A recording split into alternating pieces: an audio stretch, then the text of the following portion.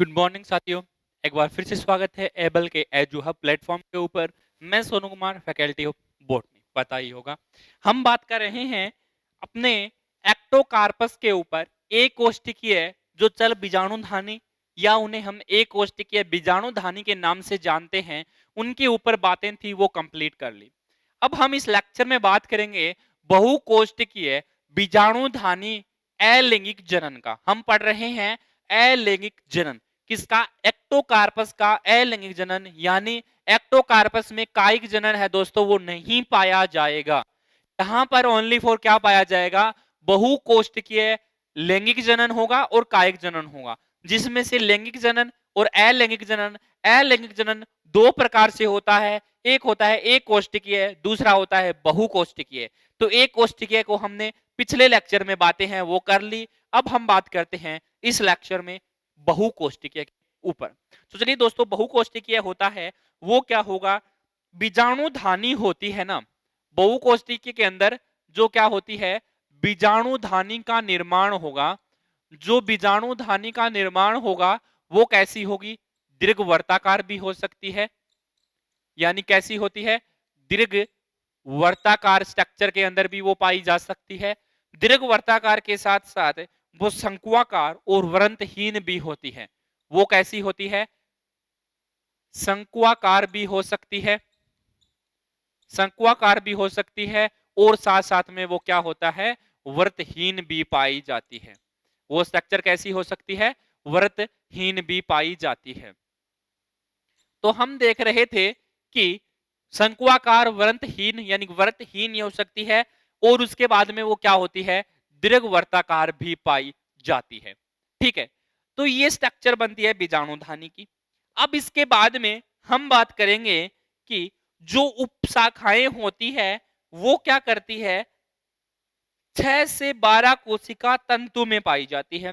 हमने ये भी बात की थी कि जो कोशिका बनती है बीजाणुधानी की, उस कोशिका में हमें क्या देखने को मिला था कि उपशाखा में, उपशाखा के थ्रू ही क्या होता है? एक कोष्ठकी और बहुकोष्ठकी का निर्माण होता है। तो उपशाखा में 6 से 12 सेल कोशिका एक तंतु में पाई जाती है। कैसी होगी? तंतु में पाई जाएगी। ठीक है, पाई जाती है। ये कहां मिलेगी हमें? तंतु के अंदर पाई जाएगी। अब तंतु के अंदर ये संख्या पाई जाएगी तो हमें क्या देखना है? ये तंतु के अंदर क्या करेगी? अब विभाजन करना प्रारंभ करेगी। सेल या कोशिका अब क्या करती है? विभाजन करना प्रारंभ करती है। विभाजन करना क्या करती है? प्रारंभ करती है। तो अब विभाजन करना क्या करती है? प्रारंभ करती है। तो अब इसमें क्या हो गया? विभाजन हमें देखने को मिल गया।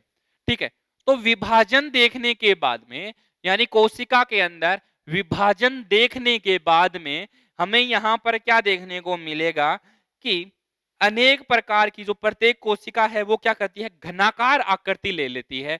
विभाजन करने के बाद में क्या होती है?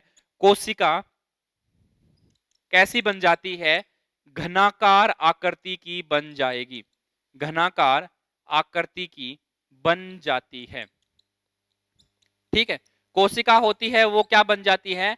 घनाकार आकृति की बन जाती है। इसमें कोई भी कमी नहीं है कि कोशिका है वो कैसी बनेगी? घनाकार आकृति की बनेगी। कोशिका विभाजन करना प्रारंभ कर देती है, और वो घनाकार आकृति के बनने के बाद में वो क्या हो जाती है? 20 कोशिका 40 कोशिका है ना, 20 से 40 कोशिका की, 20 से 40 कोशिका की एक परत का निर्माण हो जाता है।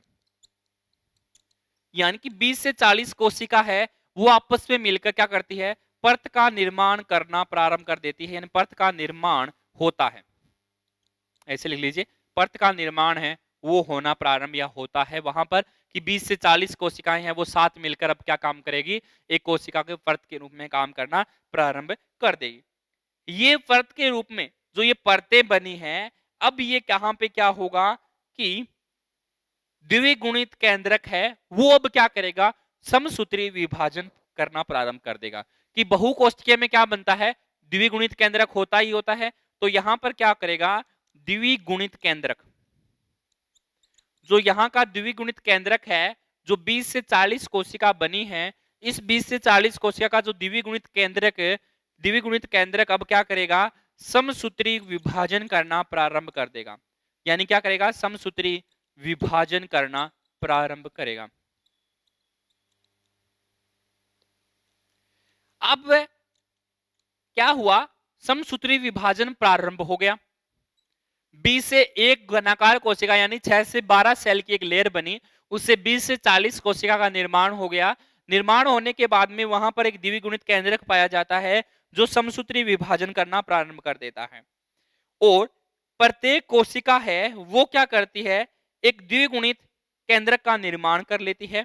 और वो द्विगुणित केंद्रक है वो क्या होती है, एक केंद्रीय चल बीजाणु का निर्माण करना प्रारंभ कर देती है। तो द्विगुणित केंद्रक समसूत्री विभाजन करेगा। और ये द्विगुणित केंद्रक, अब देखिए क्या बोला अभी कि द्विगुणित केंद्रक है, द्विगुणित केंद्रक क्या करता है, एक केंद्र की चल बीजाणु का निर्माण करता है। द्विगुणित केंद्रक क्या होगा, एक केंद्र की चल बीजाणु का निर्माण होता है।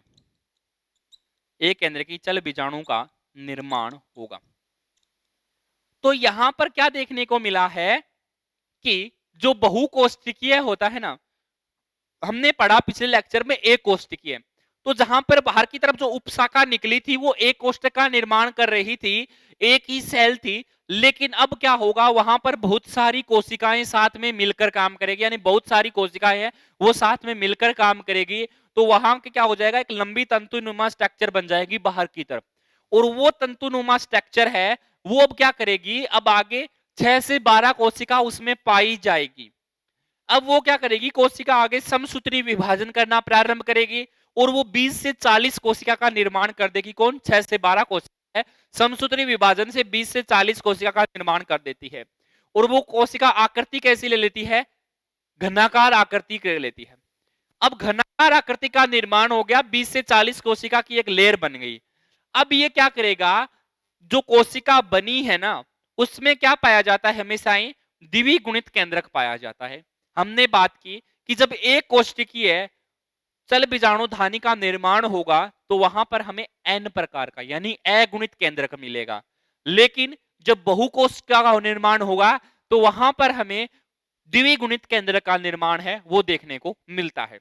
तो यहां पर क्या है, वो द्विगुणित केंद्रक का निर्माण हुआ। अब द्विगुणित केंद्रक है वो क्या करेगा, समसूत्री विभाजन करना प्रारंभ कर देगा। वो द्विगुणित केंद्रक है वो क्या करेगा, अब एक केंद्र की चल बीजाणु का निर्माण करेगा। यानी कि सेल के पास एक ही केंद्रक है लेकिन वो पाया किस में जा रहा है, 2n अवस्था में पाया जा रहा है। इसीलिए वो क्या करता है कि द्विगुणित केंद्रक का निर्माण है वो कर लेता है। तो द्विगुणित केंद्रक का निर्माण हो गया। तो इस द्विगुणित केंद्रक के बाद में अब क्या होगा कि वो द्विगुणित केंद्रक है वो एक केंद्र की चल बीजाणु धानी का निर्माण है वो कर लेता है। आया समझ में? तो दुर्योधन आराम से सुनिएगा, ध्यान से सुनिएगा इसको, कि हम पढ़ रहे हैं बहुकोष्ठकीय बीजाणुधानी। ठीक है, हमने इससे पहले वाले लेक्चर में पढ़ा एक कोष्ठकीय। तो वहां पर चलिए कि जो बाहर की तरफ एक सेल बनती है, जैसे ये हमारी सेल थी, यहाँ पर एक सेल बनी बाहर, यहाँ पर एक केंद्रक ही पाया जा रहा था। वो अर्धसूत्री विभाजन समसूत्री विभाजन करके अलग अलग सेल का निर्माण किया और चल बीजाणुधानी का निर्माण कर लिया। यहाँ पर वो सेल बनी वो एक ही प्रकार की एक ही सेल थी। ठीक है, अब बहुकोष्ठकीय के अंदर क्या होगा, यहाँ पर जो सेल निकलेगी ना वो एक तंतुनुमा लंबी स्ट्रक्चर होगी, उसमें 6 से 12 सेल पाई जाएगी। ठीक है, इस 6 से 12 सेल में क्या होगा, विभाजन होगा और वो क्या कर लेगी, 40 सेल बना ली। 12 सेल ने 40 कोशिका बना ली। अब इस कोशिका में क्या होता है, द्विगुणित केंद्रक पाया जाता है। वहां पर पढ़ रहे थे अगुणित केंद्रक, और यहाँ पर क्या होगा, 2n अवस्था में केंद्रक मिलेगा। एक ही केंद्रक होगा और वो किस में अवस्था में होगा, 2n अवस्था में पाया जाएगा। ठीक है, तो वो केंद्रक 2n अवस्था में पाया जाता है, वो अब क्या करता है, अपना समसूत्री विभाजन करना प्रारंभ कर देता है। इसी के साथ ही है कि जब ये कोशिका बनती है ना उसी टाइम केंद्रक का भी निर्माण हो, द्विगुणित केंद्रक है वो भी क्या करता है, समसूत्री विभाजन ही करता है। तो द्विगुणित केंद्रक का निर्माण हुआ है, जो समसूत्री विभाजन करके 40 कोशिका हमारे पास बनी है, ये 40 कोशिका है अब क्या करती है, एक केंद्र की, क्योंकि एक ही केंद्रक है अंदर की चल बीजाणु का निर्माण कर लेती है। तो अब इसकी स्ट्रक्चर पे देखते हैं कि इनकी संरचना है वो हमें कैसे दिखाई देती है, किस तरह से वो एक केंद्र की चल बीजाणु का निर्माण है वो हमें देखने को मिलता है। तो यहाँ पर हमने देखा बहुकोशिकीय की संरचना के बारे में कि किस किस तरह से वो संरचना बनती है। अब हम बात कर रहे हैं कि द्विगुणित केंद्रक के अंदर कि द्विगुणित केंद्रक है वो कैसे चल बीजाणु का निर्माण कर रहा है। तो उसके ऊपर है वो हम बात करते हैं कि द्विगुणित है वो कैसे इसका निर्माण है वो करेगा। तो यहाँ पर बात करेंगे कि हमारे पास कुछ सेल है, जैसे काम कैसे कर रही है कि ये हमारी कुछ सेल थी और यहाँ पर भी हमारी ये सेल है, ठीक है। इसके बाहर की तरफ हमारे पास क्या था, ये सेल वॉल पाई जाती है। यहाँ पर भी हमारी क्या है, सेल वॉल है और बीच का जो रीजन था यहाँ पर भी हमारी क्या थी, सेल थी। और यहाँ पर भी ऐसे करके सेल है वो सेल वॉल पाई जाती है। अब देखिएगा ये सेल स्ट्रक्चर हमने बनाई थी एक्टोकार्पस की, यहाँ पे देखा था किस तरह से वो सेल का निर्माण हो रहा था। अब इससे क्या हो रही है, एक उपशाखा निकल रही है हमारे पास कि इस जॉइंट से हमारे पास क्या हुआ, एक उपशाखा निकल रही है और यहाँ से हमें क्या देखने को मिला कि अनेक कोशिकाएं थी। ये क्या हुआ, एक तंतुनुमा स्ट्रक्चर का निर्माण कर लिया और जो ये मेम्ब्रेन थी वो इसके चारों तरफ चली गई, इसके चारों तरफ भी पाई जाती है ऐसे, ठीक है। तो ऐसे पाई गई, तो यानी कि ये क्या निकली है हमारे पास, सब यूनिट। ये हमारे पास निकली सब यूनिट, यानी कि इसे हम क्या बोलते हैं, उपशाखा के नाम से जानते हैं। तो ये हमारे पास उपशाखा निकली, ये उपशाखा कितनी है, 6 से 12 कोशिका की बनी है, यानी 6 से 12 सेल की बनी है, ठीक है। अब इस 6 से 12 सेल के अंदर हमें क्या देखने को मिलेगा, केंद्रक देखने को मिलेगा। ये हमने केंद्रक का निर्माण कर दिया, यानी कि यहाँ पर हमें क्या है, केंद्रक है, ये भी केंद्रक है इनका, ये भी केंद्रक है और वो केंद्रक है वो क्या है, द्विगुणित अवस्था में पाया जाता है, यानी 2n अवस्था में मिलेगा। अब इनके अंदर हमें क्या देखने को मिला है, आगे की तरफ चलकर इनके अंदर क्या हो जाता है, विभाजन होना प्रारंभ कर लेता है। यानी कि अब मैं इस स्ट्रक्चर को नहीं बनाऊंगा, अब इस स्ट्रक्चर को ना बना के मैं ओनली फॉर यही स्ट्रक्चर है उसका निर्माण करूंगा। कि देखिएगा कैसे होता है कि ये ब्रांच थी, ये शाखा निकली यहां से एक, फिर एक शाखा निकली थी, फिर हमारे पास एक शाखा निकली और फिर हमारे पास एक ये शाखा निकली। इस तरह से ब्रांच निकली थी, इस सेल आपस में जुड़ी हुई पाई जाती थी। अब इन सेल में क्या हुआ, समसूत्री विभाजन होगा और यहाँ का केंद्रक, यहाँ का केंद्रक और इनके अंदर यहाँ पर फिर विभाजन हुआ और इन्होंने क्या कर लिया, 4 सेल का निर्माण कर लिया, ठीक है। अब ये धीरे धीरे क्या कर रही है, अपने सेल का निर्माण है वो कर रही है, ठीक है। अब ये सेल का निर्माण तो कर रही है, लेकिन आगे आने वाली स्ट्रक्चर है वो देखिए कैसे बनेगी कि यहाँ पर क्या होगा, ये सेल थी हमारे पास, फिर इसके बाद में ये सेल थी, फिर इसके बाद में हमने यहाँ पे सेल इसका डिवाइड किया, घनाकार आकृति की बना लेती है, तो हम यहाँ घनाकार आकृति की बना रहे हैं। यहाँ पे थोड़ी सी वर्गाकार बन गई, लेकिन स्ट्रक्चर है वो इसे घन की आकृति के समान बन रही। हमने लिखा भी था कि घन की आकृति के समान वो स्ट्रक्चर बनती है। तो यहाँ पे देखिएगा क्या होता है कि सेल है वो क्या कर लेती है, यहाँ पे अलग अलग डिवीजन करना प्रारंभ कर देती है, ठीक है।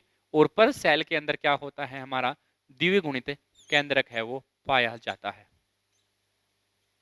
यहाँ भी हमारा क्या होगा, द्विगुणित केंद्रक है वो हमें देखने को मिलेगा और यहाँ भी हमारा क्या है, द्विगुणित केंद्रक है वो देखने को मिलता है।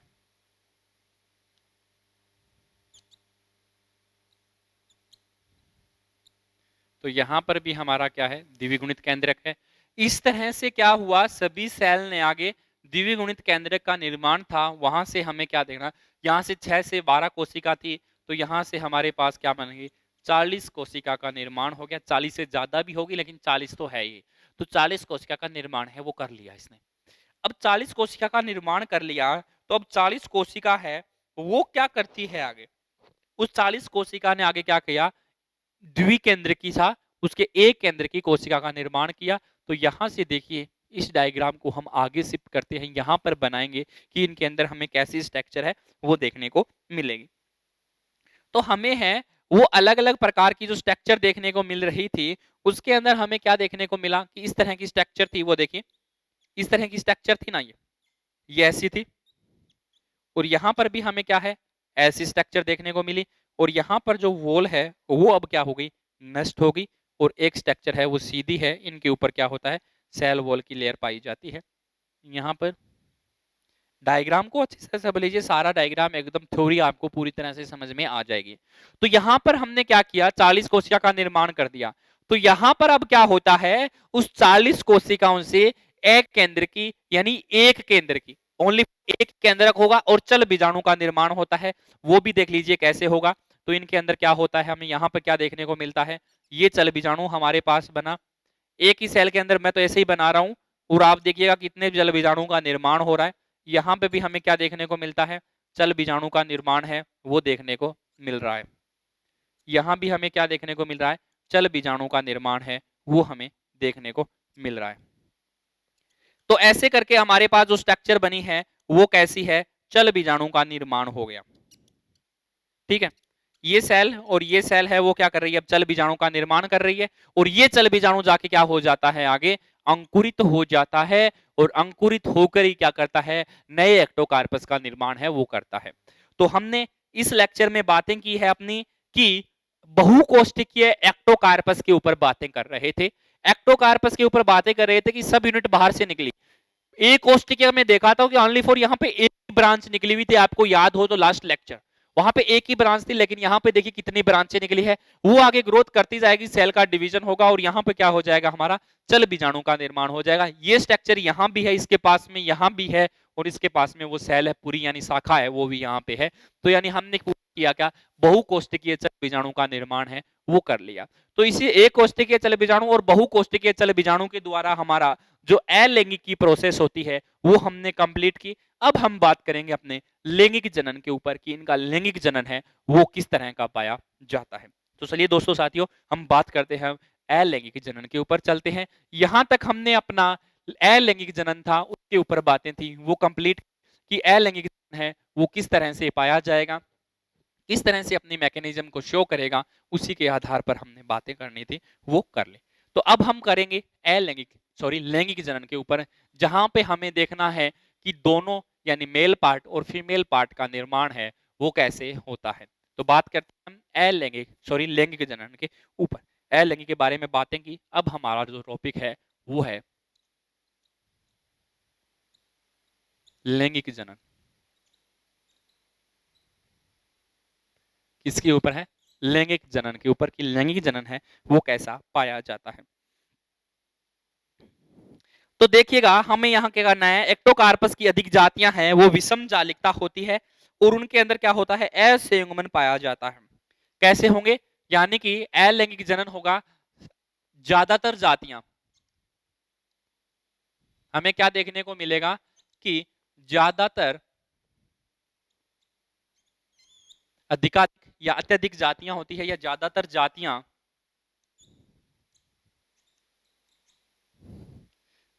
दोबारा एक बार, सॉरी थोड़ा सा लिखने में यहाँ पे क्या होगा कि अत्यधिक जातियां, हमें क्या देखना है कि अत्यधिक जातियां होती है ना, जो अत्यधिक जातियां होती है वो क्या होती है, विषम जालिका होती है। यानी अत्यधिक जातियां क्या होती है, विषम जालिकता होती है, विषम जालिकता होती है, विषम जालिकता होती है। विषम जालिकता होने का रीजन क्या हुआ, क्योंकि यहाँ पे हमें क्या देखने को मिलेगा, अलग अलग प्रकार से देखने को मिलेगा कि यहाँ पे मेल पार्ट होता है वो अलग होता है, फीमेल पार्ट होता है वो अलग होता है। तो जो लैंगिक जनन है वो हमेशा क्या देखने को मिलता है, विषम जालिक देखने को मिलता है। और इनकी कार्यकी है वो क्या होता है, असंयुग्मन होता है। इनका जो कार्यकीय भाग है, यानी कि जो कार्यकीय भाग है वो कैसा होगा, असंयुग्मन होगा, असंयुग्मन हमें दिखाई देगा। इसका कार्यकीय भाग है वो हमें क्या होता है, कार्यकीय नहीं, आकारकीय, हम बात कर रहे हैं आकारकीय भाग के ऊपर।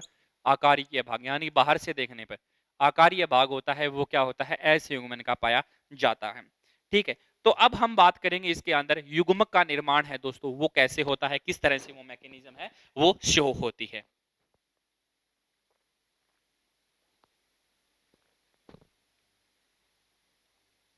तो यहां पर हमने बात कर रहे हैं अपनी लैंगिक जनन के ऊपर कि लैंगिक जनन इनका कैसे होगा।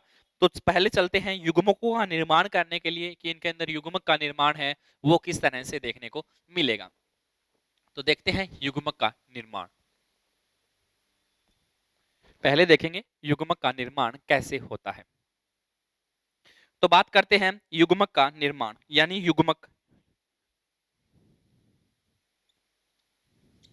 हमें देखना है यहां पर कि युग्मक का निर्माण है वो हमें कैसे दिखाई देता है, किस तरह का होता है।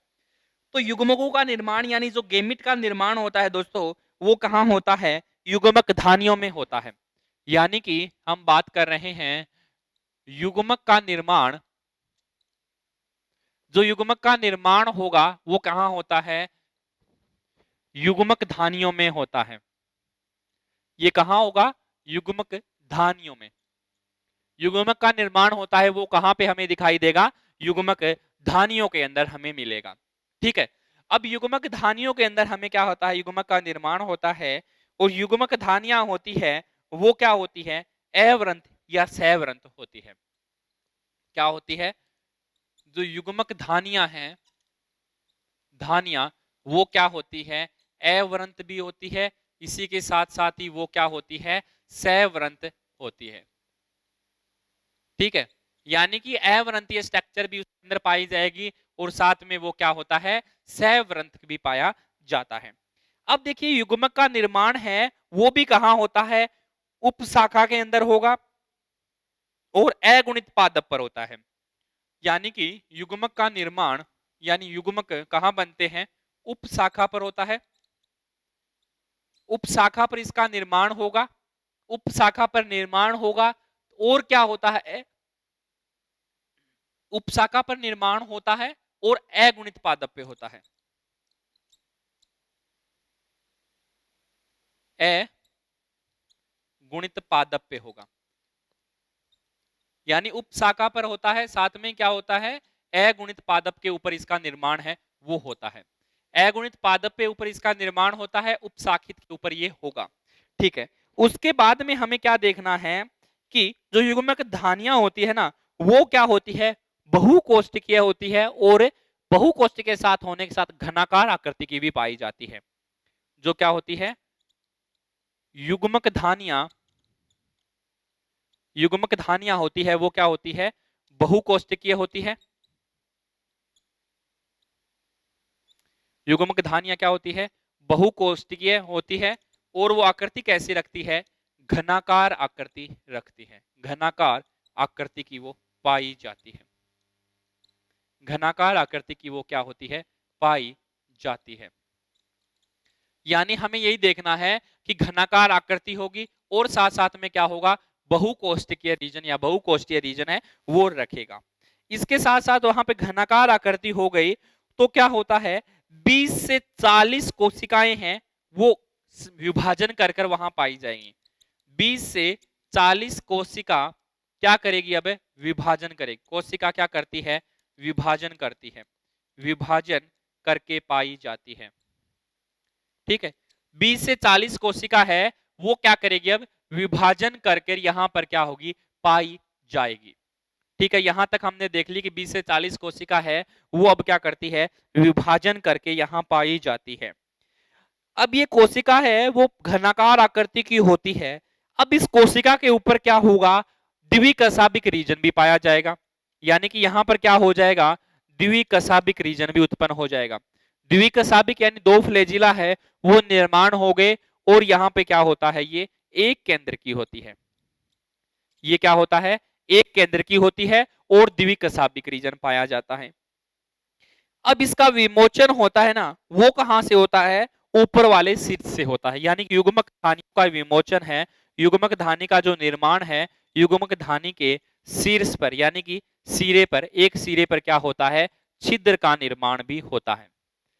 तो अब देखिए हमें यहां पर क्या करना था कि युग्मक धानियों का निर्माण जो करना है वो किस तरह से होता है, किस तरह की उसकी प्रोसेस है। तो हमें यहां देखना है कि लैंगिक जनन में अब युग्मक का निर्माण, यहां पर हम पूधानी का निर्माण नहीं पढ़ेंगे, ना ही अंडधानी का निर्माण पढ़ेंगे। अब हमें यहां पर क्या करना है, युग्मक का निर्माण के द्वारा हमें देखना है कि युग्मक का निर्माण होता है, जो जाइगोट का निर्माण होता है ना, वो कहां होगा, युग्मक धानियों के अंदर होगा, यानी जाइगोट स्पोरों के अंदर होगा। जहां पे युग्मक धानियां, युग्मक का निर्माण होगा, वो रीजन कौन सा होगा, युग्मक धानियां होगी। युग्मक धानियां क्या होती है, अवरंत हो सकती है और सवरंत संरचना के अंदर भी पाई जाती है। एक देखिएगा साथियों, यहां पे बात आपको कंफ्यूज करने वाली लगेगी कि युग्मक जाइगोट होता है, उससे पहले तो क्या होता है, पुमणु में बनेगा, अंडधानी में बनेगी, दोनों का निषेचन होगा, वो स्ट्रक्चर कहां गई। तो यहां पर जो एक्टोकार्पस है ना दोस्तों, यहां पे क्या होता है, जो हमने अलैंगिक जनन देखा था ना, उसी तरह का यहां पर जनन पाया जाएगा। जैसे हमने देखा कि एक्टोकार्पस का अलैंगिक जनन की उपशाखाएं हैं, वो बाहर की तरफ निकलेगी, ब्रांच निकलेगी, उससे चल बीजाणु का निर्माण होगा।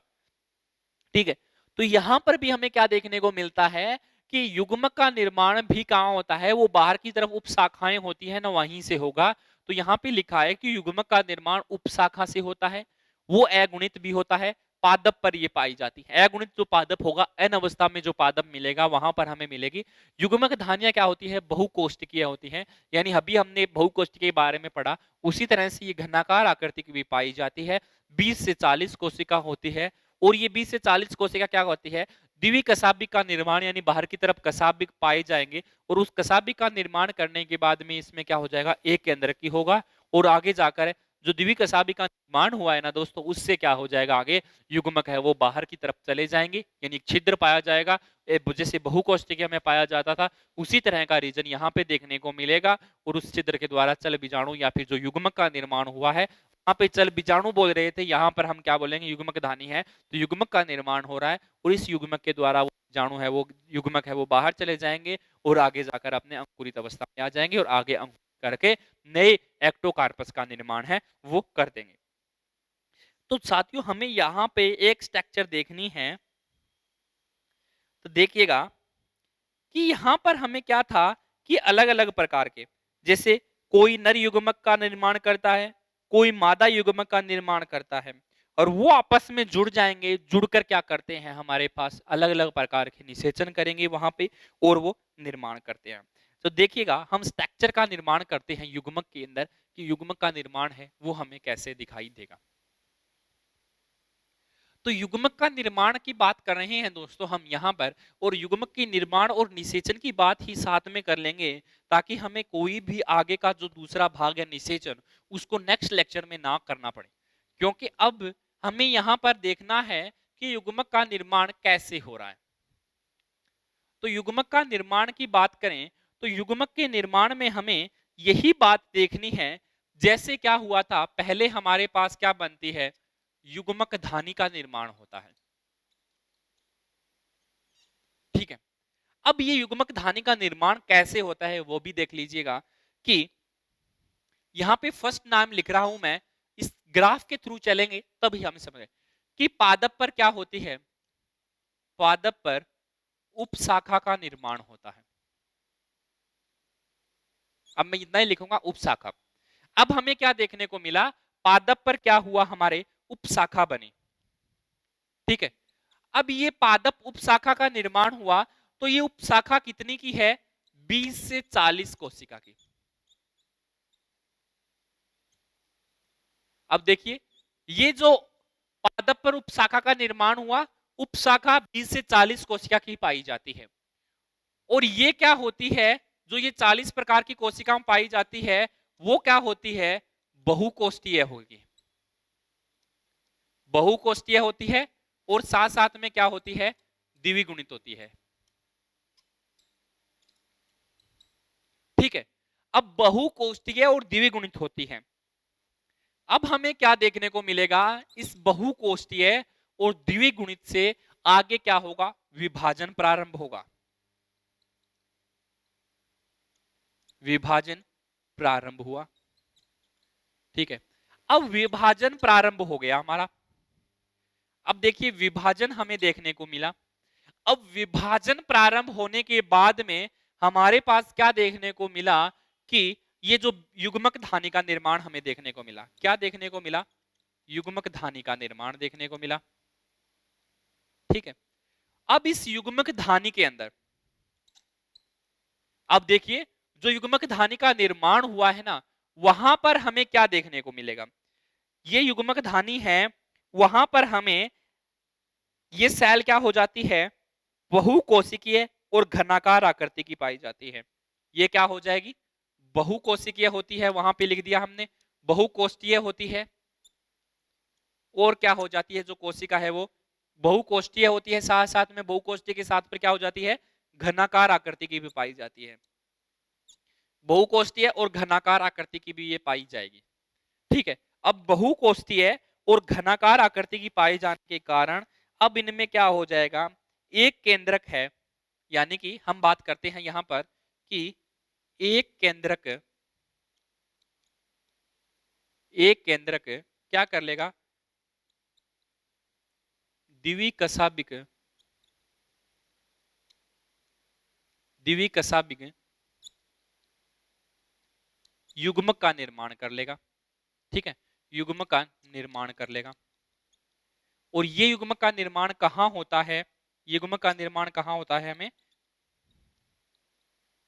युग्मक धानी में होता है। देखिए रहिएगा, युग्मक का निर्माण कहां हमें देखने को मिला, युग्मक धानी में देखने को मिला। अब इस युग्मक धानी में क्या हुआ, युग्मक का निर्माण हुआ ना, तो ये युग्मक कौन कौन से हो सकते हैं, नर युग्मक भी हो सकता है, और कौन सा होता है, मादा युग्मक भी होता है। यहाँ पे द्विकशाबी का मतलब है कि उसके ऊपर कसाब लगे, वो चलने के लायक हो गया। तो युग्मक धानी में नर युग्मक और मादा युग्मक का निर्माण होता है। ये युग्मक क्या होंगे, अलग अलग पौधों पे अलग अलग प्रकार के होंगे, यानी कि अलग अलग पादप पर अलग अलग युग्मक। कुछ पादप पर क्या होंगे, नर युग्मक मिलेंगे, कुछ में क्या होंगे, मादा युग्मक मिलेंगे। ठीक है, अब दोनों युग्मक मिले, दोनों युग्मक मिलने के बाद में अब ये क्या करेंगे, युग्मक आपस में,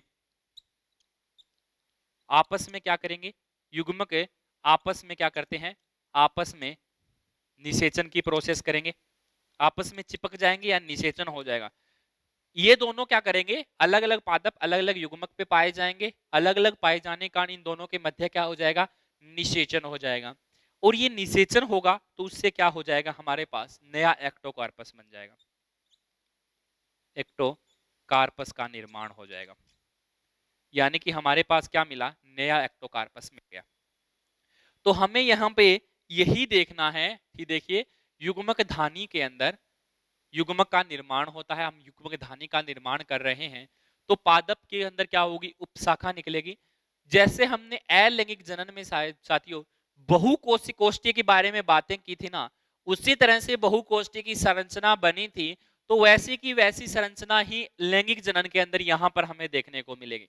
वहां तो हमने क्या किया था, उसको चल बीजाणु कह रहे थे, बहुकोशिकीय चल बीजाणु का निर्माण, चल बीजाणु का निर्माण। लेकिन यहाँ पर चल बीजाणु का निर्माण वो नहीं होगा, यहाँ पर हम बोलेंगे युग्मक का निर्माण।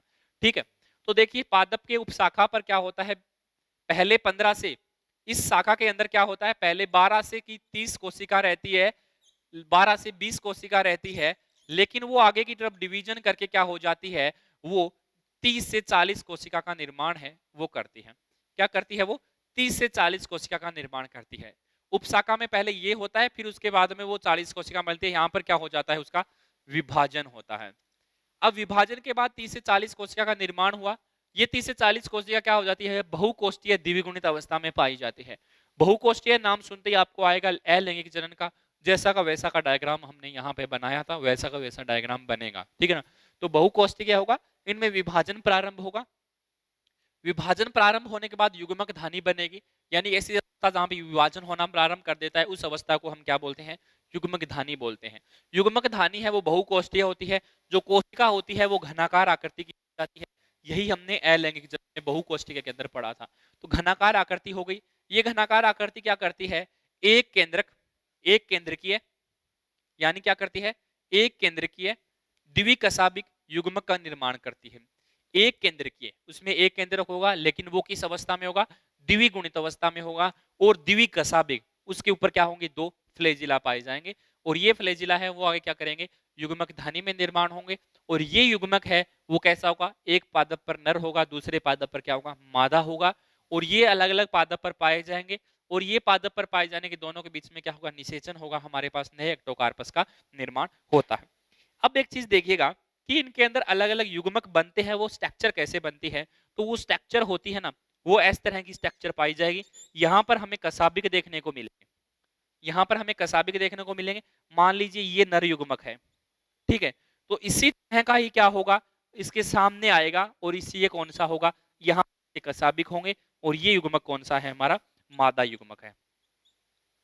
ठीक है, ये नर युग्मक है, ये मादा युग्मक है। अब दोनों के मध्य देखिए किस तरह की कंजुगेशन होती है कि ये इन दोनों के मध्य हमें किस तरह का युग्मक देखने को मिलेगा, उस पर बात करें तो देखिएगा यहां पर हमें ऐसा स्ट्रक्चर होगी और इसी के जस्ट सामने यहां पर हमें क्या होगा, इस तरह का देखेगा कसाबिक है, जो ये चलने की सहायता करते हैं वो क्या हो जाएंगे, नष्ट हो जाएंगे। और ऐसे स्ट्रक्चर है वो एक तो होती है नर की, दूसरी हो गई मादा की। इन दोनों के बीच में अब क्या हो रहा है, निषेचन हो रहा है यहाँ से और यहाँ से, और दोनों के बीच में निषेचन होने के बाद में किसका निर्माण कर देता है साथियों, एक्टोकॉर्पस का निर्माण कर देता है। तो साथियों यहाँ पर हमने अपने एक जीन्स के बारे में बात की, फियोफाइसी एक्टोकार्पस के ऊपर हमने वो बातें हैं वो कर ली। तो हमने यहाँ पर देखा है कि एक्टोकार्पस के फियोफाइसी के एक्टोकार्पस में हमें किस प्रकार का जनन है वो देखने को मिलता है, तो वो हमारा अलैंगिक जनन और लैंगिक जनन था। अलैंगिक जनन दो प्रकार था, एक कोष्ठकीय और बहुकोष्ठकीय। उसी के आधार पर जैसे एक कोष्ठकीय अलग जनन था, बहुकोष्ठकीय जनन और लैंगिक जनन का जो युग्मक धानी का निर्माण करना है, युग्मक का निर्माण करना है ना, वो एक जैसा ही पाया जाएगा। बस डिफरेंस कैसा आएगा कि वो युग्मक नर या मादा होंगे, अलग अलग होंगे, अलग अलग पौधे पे होंगे, उनका निषेचन होगा और वो युग्मक एक्टोकार्पस का निर्माण करेगा। और बाकी जो प्रोसेस होती है ना वो सेम होती है, बस वहां पर हम चल बीजाणु का निर्माण कहते थे, यहाँ पर हम क्या कहेंगे, युग्मक का निर्माण बोलेंगे। तो साथियों यहाँ पर हमने बातें की, हमारी एक्टोकार्पस के ऊपर बातें कर ली, फियोफाइसी वर्ग का जो भूरे रंग का शैवाल होता है उसके ऊपर हमने पूरी बातें की। और यहाँ पे हमने बहुकोष्ठकीय है जो अलैंगिक जनन और जो युग्मक धानी है वो क्या होती है, हमारी सेम कंडीशन के अंदर है वो पाई जाएगी। और अलग अलग अवस्था के अंदर हमें ये देखने को मिलेगा कि इनके अंदर क्या होता है, मेनली रीजन होता है वो सेल होती है, वो दो लेयर की बनी होती है। चलिए साथियों, अगले वीडियो में हम फिर मिलेंगे रोडोफाइसी क्लास के ऊपर। यहाँ पे हमने बात की फियोफाइसी यानी भूरे रंग की जो शैवाल होता है उनके ऊपर। अगले लेक्चर